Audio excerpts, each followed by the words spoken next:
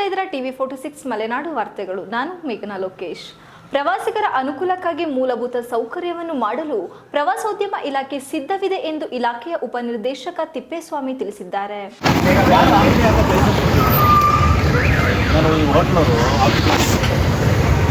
ಎಲ್ಲ ಟೂರಿಸ್ಟ್ಗಳು ಬಂದು ಗಲಾಟೆ ಮಾಡ್ತಾ ಇದ್ದಾರೆ. ಪಾರ್ಕಿಂಗ್ ಇಷ್ಟು ದೊಡ್ಡ ಅಂಗಡಿ ಹಾಕೊಂಡು ಆ ಹೋಟ್ಲಿಗೆ ಹೋಗೋ ಜಾಗ ಎಲ್ಲ ಟೂರಿಸ್ಟ್ಗಳು ಬರೋದು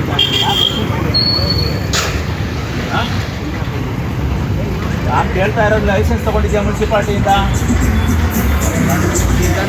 ಬೇಲೂರು ಶ್ರೀ ಚನ್ನಕೇಶವ ಸ್ವಾಮಿ ದೇಗುಲವು ಹಾಗೂ ಹಳೆಬೀಡು ಈಗಾಗಲೇ ವಿಶ್ವ ಪಾರಂಪರಿಕ ಪಟ್ಟಿಗೆ ಸೇರ್ಪಡೆಯಾಗಿದ್ದು, ಪ್ರವಾಸಿಗರು ಹೆಚ್ಚಾಗಿ ದೇಗುಲಕ್ಕೆ ಆಗಮಿಸುವ ಹಿನ್ನೆಲೆಯಲ್ಲಿ ಎಲ್ಲ ರೀತಿಯ ಮೂಲಭೂತ ಸೌಕರ್ಯಗಳನ್ನು ಒದಗಿಸಲು ಶಾಸಕರ ನೇತೃತ್ವದಲ್ಲಿ ಸಭೆ ನಡೆಸಿ ತೀರ್ಮಾನಿಸಲಾಗಿದೆ. ಅದೇ ರೀತಿಯಾಗಿ ನೆಹರು ನಗರದಿಂದ ದೇಗುಲದವರೆಗೂ ಪುರಸಭೆ ಅವರ ಅಧೀನದಲ್ಲಿದ್ದು, ಅವರು ಸ್ವಚ್ಛತೆಗೆ ಹೆಚ್ಚಿನ ಆದ್ಯತೆ ನೀಡುತ್ತಿದೆ. ಅದರಂತೆ ಪಟ್ಟಣದ ತುಂಬೆಲ್ಲ ಪಾದಚಾರಿಗಳ ಸ್ಥಳ ಹಾಗೂ ರಸ್ತೆಯನ್ನು ಒತ್ತುವರಿ ಮಾಡಿಕೊಂಡು ಸಾರ್ವಜನಿಕರಿಗೆ ಓಡಾಡಲು ಹಾಗೂ ವಾಹನ ಸವಾರರಿಗೆ ತೀವ್ರ ತೊಂದರೆಯಾಗುತ್ತಿತ್ತು. ಜಿಲ್ಲಾಡಳಿತ, ಪ್ರವಾಸೋದ್ಯಮ ಇಲಾಖೆ ಹಾಗೂ ಶಾಸಕರ ನಿರ್ದೇಶನದಂತೆ ಅಧಿಕಾರಿಗಳು ಒತ್ತುವರಿ ಮಾಡಿಕೊಂಡಿದ್ದ ವ್ಯಾಪಾರ ನಡೆಸಿದ ಗಾಡಿಗಳನ್ನು ತೆರವುಗೊಳಿಸಿ ಸಂಚಾರಕ್ಕೆ ಸುಗಮ ಮಾಡಿಕೊಟ್ಟಿದ್ದಾರೆ.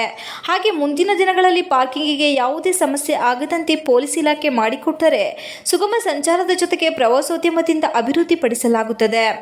ರಸ್ತೆ ಮತ್ತು ಪ್ರವಾಸೋದ್ಯಮದ ಜಾಗವನ್ನು ಒತ್ತುವರಿ ಮಾಡಿಕೊಂಡಿದ್ದರೆ ಅದನ್ನು ಜಿಲ್ಲಾಡಳಿತ ತೆರವು ಮಾಡಿಸಿಕೊಟ್ಟರೆ ಮತ್ತು ಮುಖ್ಯ ರಸ್ತೆಯನ್ನು ಅಗಲೀಕರಣ ಮಾಡುವುದರ ಜೊತೆಗೆ ಸಂಪೂರ್ಣ ಪ್ರವಾಸೋದ್ಯಮಕ್ಕೆ ಸೌಂದರ್ಯೀಕರಣ ಮಾಡಲು ಅನುಕೂಲ ಮಾಡಿಕೊಡಲು ನಾವು ಸಿದ್ಧರಿದ್ದೇವೆ. ನಮಗೆ ಈಗಾಗಲೇ ಶಾಸಕರು ಕೂಡ ಸಂಪೂರ್ಣವಾಗಿ ನಮಗೆ ಸಹಕಾರ ನೀಡುವುದರ ಜೊತೆಗೆ ಪ್ರವಾಸೋದ್ಯಮವನ್ನು ಅಭಿವೃದ್ಧಿಪಡಿಸಲು ಜಿಲ್ಲಾಡಳಿತ, ತಾಲೂಕು ಆಡಳಿತ ಸಹಾಯ ನೀಡಿದರೆ ಸಂಪೂರ್ಣವಾಗಿ ಅಭಿವೃದ್ಧಿಪಡಿಸಲಾಗುತ್ತದೆ ಎಂದು ತಿಳಿಸಿದರು. ಈ ಸಂದರ್ಭದಲ್ಲಿ ಪ್ರವಾಸೋದ್ಯಮ ಇಲಾಖೆಯ ಮನು, ಹರೀಶ್, ಮಹೇಶ್ ಇತರರು ಹಾಜರಿದ್ದರು. ಕೆಲಸ ಮಾಡಿದ್ದರಿಂದ ಶಾಸಕರಿಗೆ, ಅಲ್ಲಿನ ಸ್ಥಳೀಯ ಅಧಿಕಾರಿಗಳಿಗೆ, ವಿಶೇಷವಾಗಿ ಪುರಸಭೆ ಅಧಿಕಾರಿಗಳಿಗೆ ನಾನು ಅಭಿನಂದನೆ ಸಲ್ಲಿಸ್ತೀನಿ.